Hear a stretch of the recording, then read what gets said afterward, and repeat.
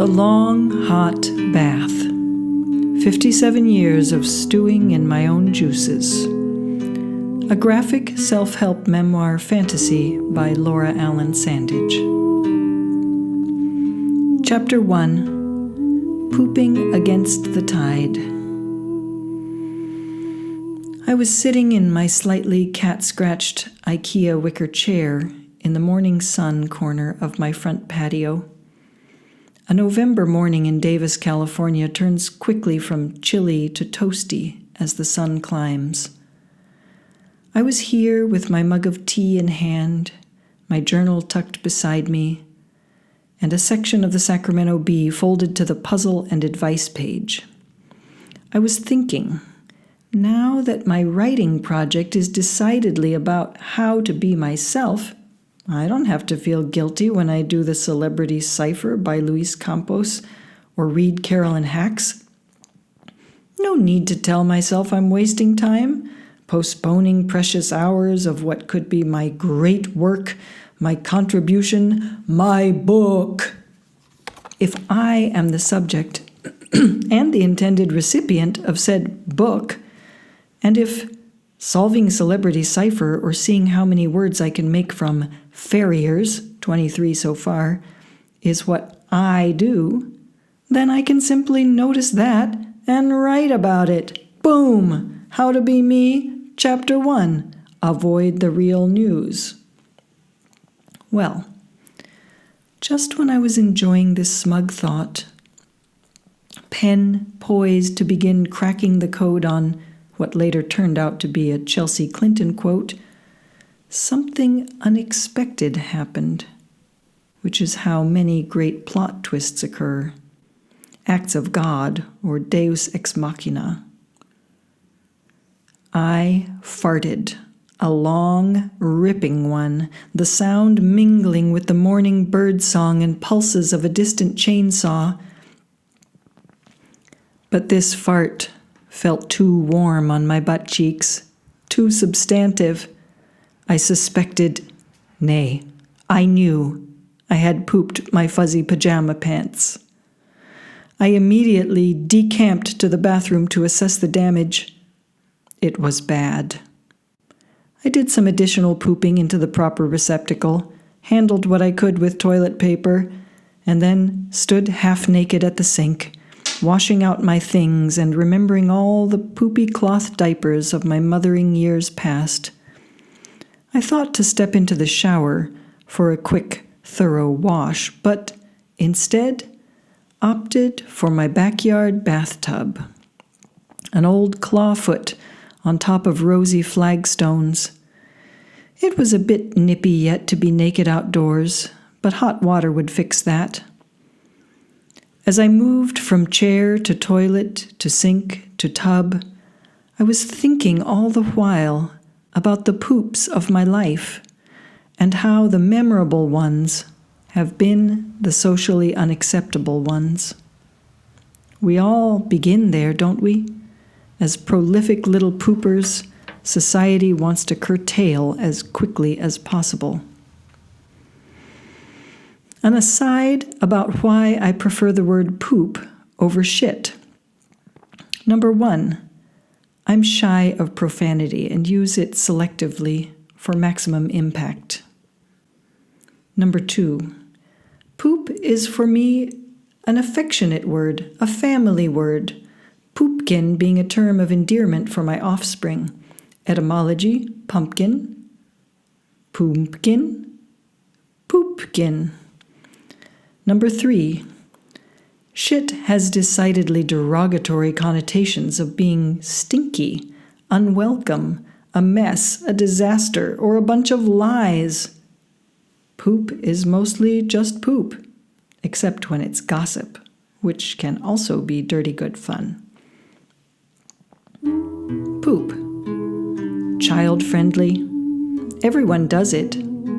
Palindromic. Fun to say. Poop, poop, poop, poop, poop, poop, poop, poop, poop. Shit. Hits the fan. Watch out. More mature, cynical form of defecation. can be said in a mean-sounding way with a sneer. Shit. Poop is interesting to me as a creative act. I was going to say as a metaphor for the creative act, but it is not a metaphor. All kinds of creative acts interest me, and here is one we do more or less daily, one that can surprise, delight, or dismay, or even alter the course of life events, as in the Deus ex pupina of my story. Or would that be pupus ex machina? My primordial poop memories, as I alluded to earlier, involve poop out of bounds. When I was 5 or 6 years old, we lived in a small rented house on Granada in Monte Vista, California, not far from where Apple headquarters is now. It was Apricot headquarters back then. Behind our house and the twin house next to ours were the remnants of an old apricot orchard.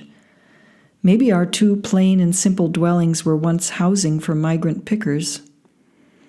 In the house next door lived Cindy and Frankie, with their parents Tina and Frank Sr., and after a while their baby brother David. One day, the 3 of us big kids got the idea to watch each other poop. We chose a spot in the strip of side yard to the east of our house. We were curious to see how poop worked and willing to expose ourselves in the spirit of inquiry. Truly, it was astounding to witness, and not at all what I expected. The memory of seeing poop exit the body is seared into my brain. My advice: don't ever watch this if you don't want to remember it. I'm not going to go into detail here because I believe this is a consent-required situation. You can check the appendix of this book if you want to know the details. 2 little turds sat silent and apart on the dirt and rubble of the side yard, mingling vapors with the airborne pollens of dandelion and sour grass growing there. It was my turn next to be the pooper. And what emerged was nothing short of a miracle. It was a perfect rainbow poop.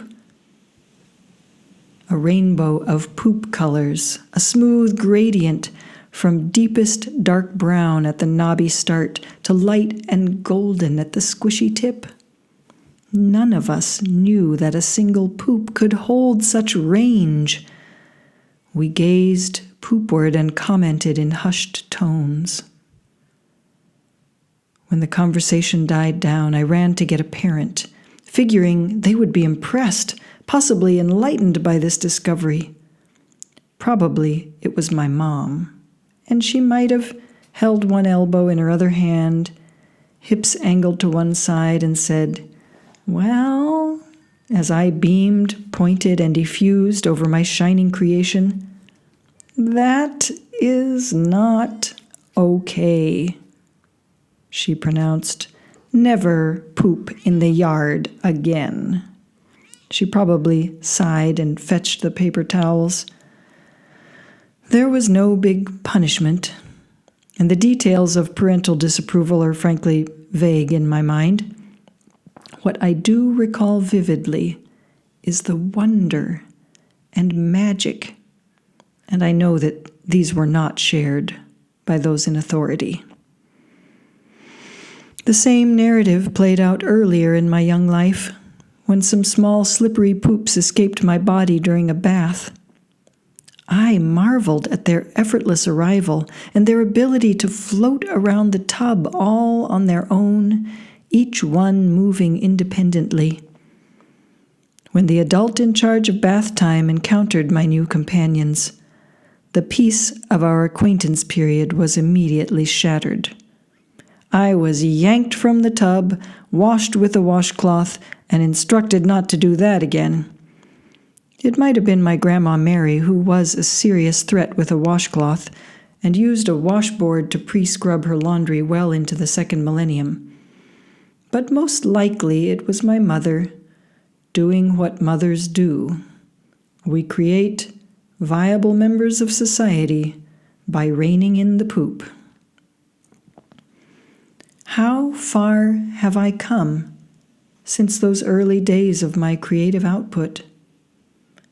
Trust that the magic, wonder, and solace I find in my creations will be reflected in the response of others has been slow to develop.